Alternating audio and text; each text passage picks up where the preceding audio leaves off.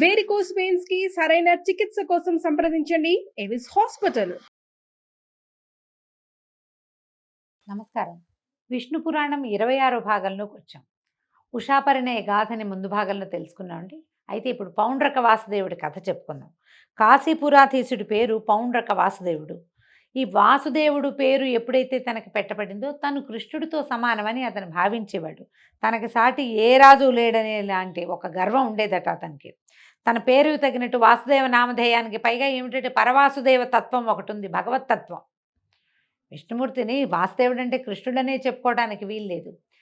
దాని పేరే అది. అంటే ప్రపంచంలో ఉన్న ప్రతి ప్రాణిని రక్షించగలిగిన వాడు వాసుదేవుడు అంటే. ఆ వాసుదేవుడి నామధేయం ఉండటం వల్ల ఎట్లా పరవాసుదేవ తత్వంలో శంఖచక్ర గదాధరుడుగా ఆయన గదాధారిగా ఉంటాడో అలాగా తను కూడా శంఖచక్రాలు కల్పించుకుని పరిపాలన చేస్తూ ఉండేవాడట. అతని లక్షణాలు చూసి చుట్టుపక్కల రాజులంతా హేళనగా మాట్లాడుకునేవాళ్ళు. కానీ వీడికి ఏమనిపించింది, వీడేం కృష్ణుడురా అలా మాట్లాడేవాళ్ళు. ఇప్పుడేమిటి కృష్ణుడు ఎక్కువ నేను తక్కువ? కృష్ణుడు కూడా నాలాగానే మానవ గర్భంలో జన్మించాడు కదా, అందుకని కృష్ణుడి మీద ఒక పగ కలిగింది. ఇప్పుడు ఇదండి, దీనికి ఒక ప్రత్యేకమైన విషయం చెప్పుకోవాలి మనం. కలి సమీపానికి వచ్చేసేసరికల్లా కలిపురుష లక్షణం ఏంటంటే భగవంతుని మీద పగే కలిపురుష లక్షణం. సర్వసమృద్ధి కలిగినటువంటి ప్రపంచాన్ని ఎవరు నిర్మించారో అతనిని ధిక్కరించటమే కలి యొక్క లక్షణం. ఈ కలికి ముందు భాగాల్లో ఉన్న వ్యక్తుల్లో కూడా ఇలాంటి లక్షణాలు కొన్ని కనపడ్డాయి. అయితే ఎక్కువ మంది లేరు. అలాంటి వాళ్ళు ప్రత్యేకంగా పేర్లతోటి చెప్పదగిన వాళ్ళు మాత్రమే ఉన్నారనమాట. వాళ్ళలో శ్రీకృష్ణుడికి సంబంధించిన వాళ్ళు, భగవంతునితో కలిసి జన్మించిన వాళ్ళు, ఆ కాలంలో జన్మించిన వాళ్ళు, సమకాలీనులు కూడా కొంతమంది ఉన్నారు. కృష్ణుడిని ధిక్కరించిన వాళ్ళు, ప్రశ్నించిన వాళ్ళు ఉన్నారు కదా. మన మహాభారతంలో, భాగవతంలో ఆ కథలు చెప్పుకుంటాం. ఇప్పుడు ఇంతకుముందు కూడా మనం చూసాం కొన్ని కథలు. ఈ పౌండ్రక వాసుదేవుడికి కృష్ణుడి మీదే పగ. అయితే అన్ని విధాలా తమకి వసుడై ఉండాలని చెప్పవలసిన మాటలు చెప్పి ఒక దూతని కృష్ణుడి దగ్గరికి పంపించాడు. ఏంటి, నువ్వు నీ గొప్ప ఏం లేదు, నువ్వు ఇంకా శంఖాన్ని చక్రాన్ని పిలిస్తే వస్తాయి, చక్రాన్ని పిలవాలి నువ్వు, నా దగ్గర అవి రెడీగా ఉన్నాయి అని ఇలాంటి కొన్ని మాటలు చెప్పి నువ్వు నాకు వసుడుగా ఉండు అని ఉత్తరం రాయించి పంపించాడు. ఆ దూత వచ్చి, ఇది చూడండి, నందనందన శంఖచక్రాలు, గదా, ఖడ్గాలు, కౌస్తుభము, పీతాంబరము కలిగి ఉన్న వాసుదేవుడిని నేను అవన్నీ కలిగే ఉంటాను. నేను నా పేరుతో నువ్వు ఉండడానికి వీల్లేదు కాబట్టి వాటిని విడిచి నన్ను అనుకరించే బుద్ధి కలిగి ప్రవర్తిస్తూ ఉండు. కాదంటావా, ఈశ్వరాదులు తోడుగా వచ్చిన దారుణ రణంలో నిన్ను తెగనేసి ఆ చిహ్నాలన్నీ ఎగిరిపోయేటట్టు చేస్తాను అని మా రాజు కాశీపతి పౌండ్రక వాసుదేవుడు అనే పేరు వాడు నీకు చెప్పవలసిందనగా వచ్చి చెప్పాను, ఏమంటావు అని ఒక దూతతోటి ఈ వాక్యాలు చెప్పించాడు. పౌండ్రక వాసుదేవుడు అనే నేను, నాకు ఇవన్నీ ఉన్నాయి, ఇవన్నీ నావి, నువ్వు నన్ను అనుసరిస్తున్నావు, నువ్వు నన్ను అనుకరించద్దు, నన్ను మాకరి చేయొద్దు అన్నట్టుగా చెప్పాడు. చెప్పేసరికల్లా కృష్ణుడు ఏమన్నాడంటే, అలాగే ఏదో దారుణ రణం చేస్తామంటున్నారు కదా, అదేమిటో చేసి చూసి ప్రాణాలు విడవలసి వచ్చాయననుకో, ఒకవేళ నేను దొరికిపోయాను అనుకో, నేను ఓడిపోయాను అనుకో, అప్పుడే ఈ చిహ్నాలు విడిచేస్తా, అప్పుడే నేను ఈ పసుపచ్చటి బట్ట కట్టుకోవటం మానేస్తాను, ఈ మకర కుండలాదులు అవి ధరించడం మానేస్తా, ఈ శంఖం చక్రం కూడా అప్పుడే విడిచిపెడతాను, కౌస్తుభమణిని కూడా నేను ధరించను, అప్పుడే మానేస్తా. యుద్ధం అన్నారు కదా, ఏదో దారుణ రణం, దానికి రండి, ఆ సంగతి చూస్తానన్నాడు. అనేసరికల్లా వెతకపోయిన తీగ కాళ్ళకి తగిలినట్టుగా మీ రాజు సమాచారం నేనే చూడాలనుకుంటాను, ఏదో కారణం ఉండాలి, పోట్లాడికి ఒట్టి పుణ్యానికి ఎట్లా యుద్ధం చేస్తాము, కారణం ఉండాలి. తను ఎటాగో ముందుకొచ్చాడు, ఉత్తరం కూడా పంపించి దూతను పంపాడు కాబట్టి తప్పకుండా ఎదిరించాల్సిందే, పోయి చెప్పు, ఎల్లుండి వచ్చి ఏం చెయ్యాలో నేను ఈ సంగతి అది చేస్తానన్నాడు. కృష్ణుడి మాటలు విని ఆ దూత వెళ్ళి తన రాజుకి కృష్ణుడు ఏం చెప్పాడో, శ్రీకృష్ణుడు ఇట్లా ఇట్లా చెప్పాడని చెప్పాక కృష్ణుడు, బలభద్రుడు, సాత్యకి ప్రముఖ యాదవ వీరులను ద్వారకకు కాపర్లుగా ఉంచి చక్రాధ్యాయుధపాణి అయి గరుడ వాహనుడై కాశీనగరానికి వెళ్ళాడట. లోకభీకరమైన పాంచజన్యాన్ని పూరించాడు. ఆ శబ్దం వింటే సగం మంది ప్రాణాలు వదిలిపెడతారట. ఆ ధ్వని విని పౌండ్రుడు తన సైనిక భటులను కృష్ణునిపైకి పంపగా కృష్ణుని మీద వివిధాయుధాలు ప్రయోగం చేశారట. కృష్ణుడు రోషభీషణాకారుడై తన ఆయుధాలను సముచితాస్త్ర ప్రయోగంతో ఎగరగొట్టే ఆయుధాలన్నింటినీ పౌండ్రుని సైనికుల్ని తెగ నరికేశాడట. తన సేన సర్వనాశనమైందని తెలిసి పౌండ్రక వాసుదేవుడు కోపించి రథారూఢుడై రణరంగానికి వచ్చాడు.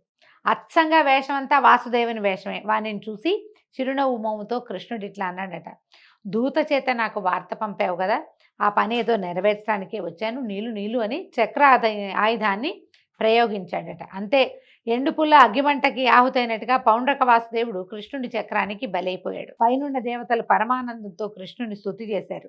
తర్వాత కృష్ణుడు ద్వారకకు రాగా పౌండ్రకుని కుమారుడు కృష్ణునిపై పగబట్టి అది తీర్చుకోవాలని శివుని గురించి 12 ఏళ్ళు తపస్సు చేశాడట ఘోరంగా. శివుని వల్ల ఒక శక్తిని వరంగా పొంది దాన్ని ద్వారకకి వచ్చి ప్రయోగించాడు. కృష్ణుడు అది తెలిసి చక్రాన్ని విడువగా అది పౌండ్రకుని కొడుకుని వాడు ప్రయోగించిన శక్తిని ముక్కలు చెక్కలు చేసేసిందట. ఇలాగా కృష్ణుడు చేసినటువంటి పనులు అతిమానుషములు. అలాగే బలభద్రుడు చేసిన పనులు కూడా వర్ణనాతీతాలైన కార్యక్రమాలు చేశాడు. దుష్ట శిక్షణ, శిష్ట రక్షణ, ధర్మ సంస్థాపన లక్ష్యంగా ఇలపై అవతరించి ఆ విష్ణువు చేసిందంతా ధార్మికమే.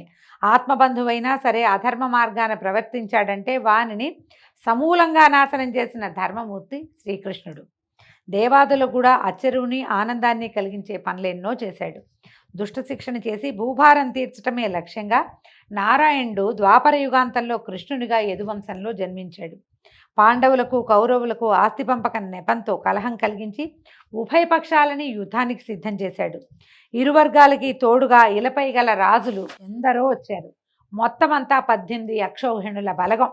తన పర అనే భేదం లేనివాడే అర్జునునికి రథసారథి అయి 18 దినాలు పోరు ఘోరంగా జరిగేటట్టు చేశాడు. సర్వనాశనం కూడా అయ్యింది.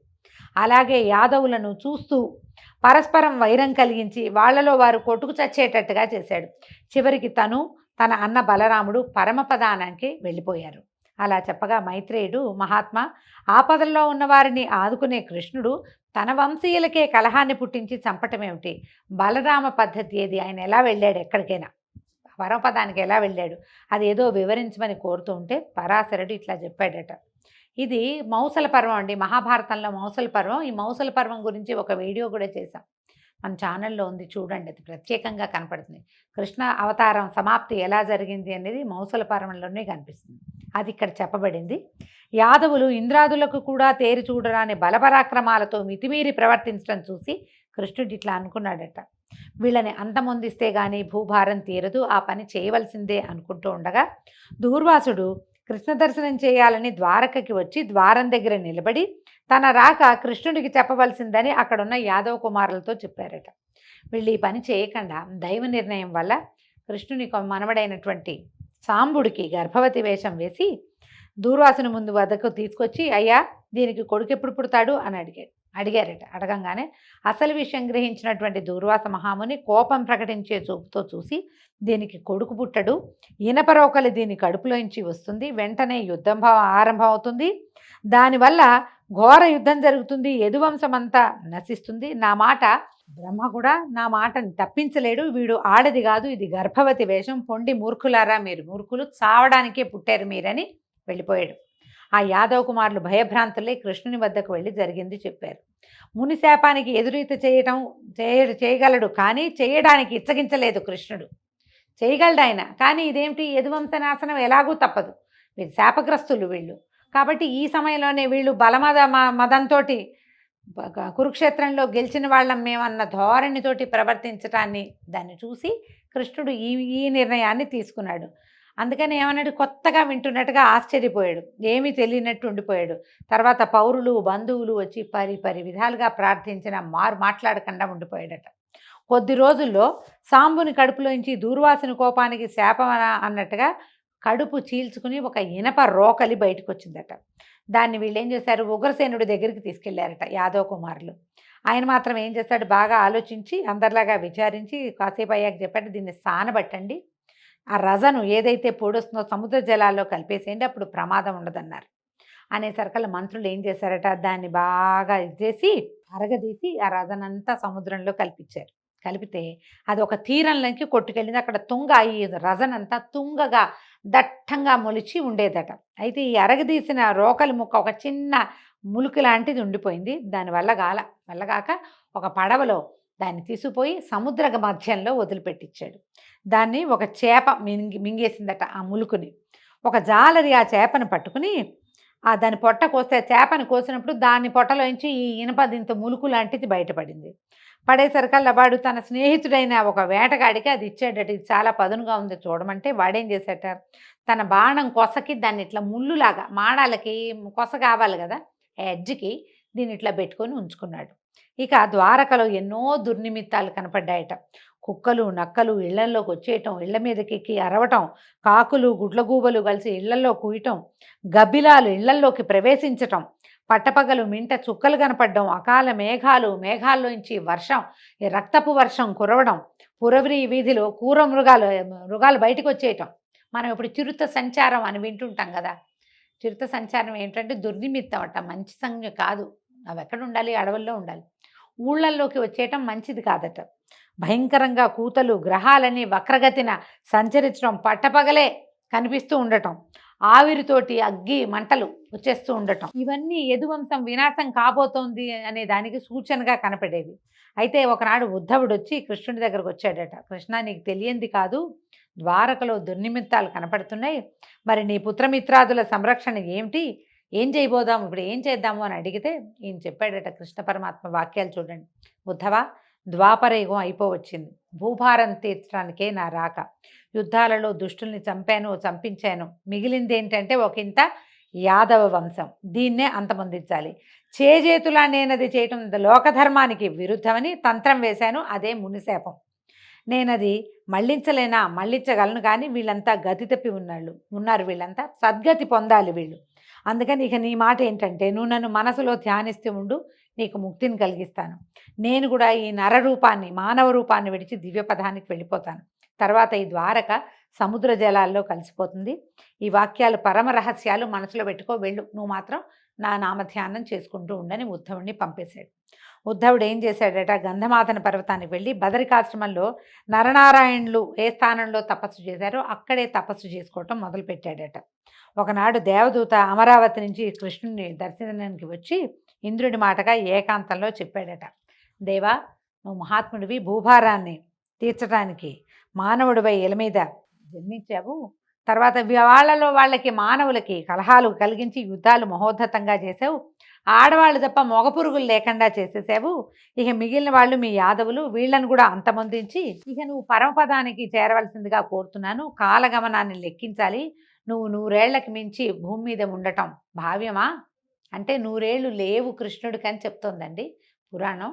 కొంచెము మన మహాభారతం లెక్కల ప్రకారం కాస్త అటు ఇటుగా లెక్క పెడితే ఒక 130 సంవత్సరాలు అలా ఉన్నట్టు కనిపిస్తుంది. మరి ఈయన 100 ఏళ్లకి మించి ఉండద్దు అని ఈ విష్ణు పురాణంలో చెప్పబడింది. ఇట్లా ఈ మాటలు వినిపించిన ఆ దూతను చూసి ఇంకా 7 రోజుల్లో యాదవ వంశనాశనం అవుతుంది, అది కాగానే పరమపదానికి చేరిపోతానని ఇంద్రుడికి చెప్పు అని దూతని పంపేశాడు. పంపేసి వాడిపోయి ఇంద్రుడికి తెలియజేశాడట.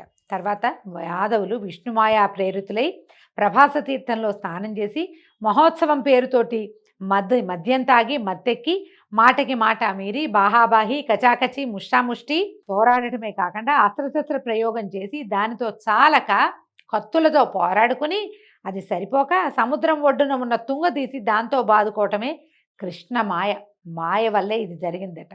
ఒక్కొక్క తుంగ కర్ర దెబ్బ ఎంత దెబ్బ తగులుతండి, ఇంతంత బాణాలకి ఎదుర్కొని యుద్ధం చేయగలిగిన వాళ్ళకి మహాబలవంతులు యాదవులు, వాళ్ళకి ఏం అవ్వకూడదు. కానీ ఆ తుంగ ఎలా ఉందంటే వజ్రాఘాతంలాగా తగిలిందట ఒక్కొక్క దాని దెబ్బ.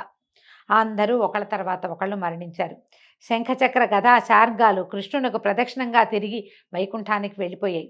తర్వాత కృష్ణుడు అన్నతోటి రథం ఎక్కాడట. దారుకుడు అల్లనల్లన రథం నడిపించి సముద్ర తీరానికి చేర్చాడు. బలరాముడు ఒకించుకు అలసినట్లు అనిపించి ఓ చెట్టు కిందకి కూర్చున్నాడట. చెట్టు కింద కూర్చుని అలా అలసటగా ఉందని కళ్ళు మూసుకున్నాడు. అంతే, అంతలో ఆయన ముఖం నుంచి శేషుడు నిజస్వరూపంతో అవతరించి సముద్ర జలాల్లోకి ప్రవేశించాడు. సముద్రుడు సముచిత రీతిని ఉపచారం చేశాడు. వాసుకి మొదలైన నాగపతులు వచ్చి స్వాగతం పలికారు. శేషుడు వారందరినీ ఆదరంతో చూసి వారితో కలిసి అమరలోకానికి వెళ్ళిపోయాడు. అప్పుడు కృష్ణుడు దారుకుణ్ణి చూసి, దారుక, నువ్వు ఇక ద్వారకకి వెళ్ళు, నేను మరి నగర ప్రవేశం చెయ్యను, పైలోకానికి నేను వెళ్ళిపోతాను. నువ్వు వెళ్ళి ఉగ్రసేనుడు ఇంకా ఉన్నవాళ్ళు అక్కడ ఎవరుంటే వాళ్ళు వినేలాగా చెప్పమన్నాడు. ఉగ్రసేనుడు వృద్ధుడే, వసుదేవుడు వృద్ధుడే అండి, వాళ్ళంతా పెద్దవాళ్ళు అయిపోయారు, యువకులంతా చనిపోయారు. ఇప్పుడు ఉగ్రసేనుడు, స్త్రీలు, ఇంకా బాలురు కొంతమంది మిగిలేరు, చిన్నపిల్లలు, వాళ్ళందరూ వినేలాగా యాదవులు కొట్టుకు చావటం, బలభద్రుడి నిష్క్రమణ, నా పరమపద ప్రాప్తి వివరించు, నువ్వు ద్వారకకి వెళ్ళి గనక ఈ విషయం అంతా చెప్తే అర్జునుడు వచ్చి మా స్త్రీలను తీసుకెళ్తాడు. అతను వెళ్ళగానే ద్వారక సముద్రంలో కలిసిపోతుంది. వజ్రధరునితో కలిసి యాదవులకు పరలోక క్రియలు నిర్వర్తించి అప్పుడు పరలోకానికి వెళ్తాడు. ఇక నీవు నాపై ఎంతో భక్తి కలిగిన వాడివి కాబట్టి నీకు పరమపదాన్ని ప్రసాదిస్తున్నాను అని చెప్పి దారుకుడు, ఈ దారుక పేరు మన మాయాబజార్ లాంటి సినిమాల్లో కనపడుతుంది. ఆయన యొక్క రథసారథి చివరి వార్త, కృష్ణుడు లేడన్న వార్తని కూడా అర్జునుడికి తెలియచేసింది ఈ దారుకుడే. చివరి వార్త కూడా అతనే చెప్పాడు. ఈయన పునః పదే పదే ప్రణామాలు చేసి దండాలు పెట్టి ద్వారకకి వెళ్ళిపోయాడు. ఈయన ఏం చేశాడట, దారుకుడిని పంపించి కృష్ణుడు ఒక చెట్టు కింద యోగాసన పద్ధతిలో కూర్చున్నాడు. అలా కూర్చున్నాడు. ఒక కాలు మడిచి పొడుగ్గా పడుకున్నాడు. ఓ కాలు మడిచి రెండో మోకాలు మీద వేసుకున్నాడట. ఇలా కొన్ని గాథల్లో చెప్పడుతండి. కాలు మీద కాలు వేసుకుని ఇట్లా పడుకున్నాడు అని, పాదాలు పొడుగ్గా చాపి ఓ పాదాన్ని రెండో పాదం నిలబడి ఉంటే కనుక వ్యత్యస్త పాదారవిందుడుగా చెప్తారు కృష్ణ పరమాత్మని. ఆయన నిలబడి ఫ్లూటు అవి వాయించాలంటే రెండు కాళ్ళ మీద ఇట్లా నుంచోకుండా పాదం ఇలా వేసి నుంచుంటాడు. వ్యత్యస్త పాదారవింద అన్న పాటలు కూడా ఉండేవి. అట్లా నిలబడి ఉన్నవాడు అలాగే పడుకున్నాడు, పాదం మీద పాదం వేసుకున్నాడట. వేసుకుంటే ఇంతలో జడుడనే మ్లేచ్చుడు అక్కడికి వేటకు వచ్చి కృష్ణుని పద్ధతిని చూసి ఆ పాదం ఉన్న దాన్ని ఆ దూరం నుంచి చూసేసరికల్లా ఎర్రటి పాదము, అవి దూరానికి అతనికి ఒక లేడి పొలకువలాగా అనిపించింది అనమాట. ఈ పాదాల్లో ఉన్న రేఖలు అవి దూరానికి అది చెట్ల మధ్య నుంచి ఒక లేడి తాలూకు కన్నుగా అలా కనపడేసరికి మృగమని భావించి భ్రాంతిపడి మీదగా బాణాన్ని ప్రయోగించాడు. ఈయన పడుకునున్నాడు కదా, నిద్రలో మనకు కూడా కొంత వయసు వచ్చాక వేళ్ళు అవి కదులుతాయండి. ఈయనకి బొటన వేలు కాస్త కదులుతోందట. అది మృగం తాలూకు చెవి, ఆ పాదాల్లో కనపడుతున్నటువంటి రేఖలేమో మృగం తాలూకు కన్ను. మృగం అంటే జంతువు అని కాదండి, లేడిని మృగం అంట. అందుకని మృగనయని అంటారు, అంటే పెద్ద పెద్ద లేడి కళ్ళ వంటి కళ్ళు కలిగిన స్త్రీ అని. ఈ లేడే దాని పేరే మృగం. కింద రేఖలేమో నేత్రంలాగాను, ఆ బొటన వేలు కదులుతున్నదేమో దాని చెవి యొక్క కదలికగాను భ్రమపడి బాణాన్ని వేసేసాడు. వేసేసరికల్లా ఇంకేముంది, శంఖచక్ర శార్గ గదాధారుడు, శ్రీవత్సలాంఛనుడు, పీతాంబరుడు శ్రీకృష్ణుడు ఆయన కనపడేసరికల్లా భయంతో దుఃఖంతో భగవంతుడిని కొట్టానన్న ఆర్తితో వాడు కదిలిపోయి దుఃఖించాడు. దుఃఖించి ఏం చేశాడు, పాదాల దగ్గర పట్టుకున్నాడట. వంగి వంగి నమస్కరిస్తే వాడి భక్తికి ప్రసన్నుడై పరమపద నివాసాన్ని అనుగ్రహించాడట. వెంటనే దివ్యపురుషులు వచ్చి ఆ కిరాతుడిని తీసుకుపోయాడు. ఒకంతసేపటికి గరుత్మంతుడు రాగా శ్రీకృష్ణుడు యోగాసనాన్ని చాలించి గరుడ వాహనుడై సురల అభినందనలకు ఆనందిస్తూ స్వస్థలానికి వెళ్ళిపోయాడు. ఎప్పుడైతే ఈ దెబ్బ తగిలిందో, తగిలిన వెంటనే కృష్ణుడు వెళ్ళలేదు. పరిగెత్తుకొచ్చినటువంటి కిరాతుణ్ణి అనుగ్రహించిన తర్వాతే ఆయన పరమపదానికి వెళ్ళాడని విష్ణు పురాణంలో చెప్పబడుతుంది. దారుకుడు నగరంలోకి ప్రవేశించి వసుదేవునకు, ఉగ్రసేనునికి, పౌరులకి అందరికీ చెప్పాడు.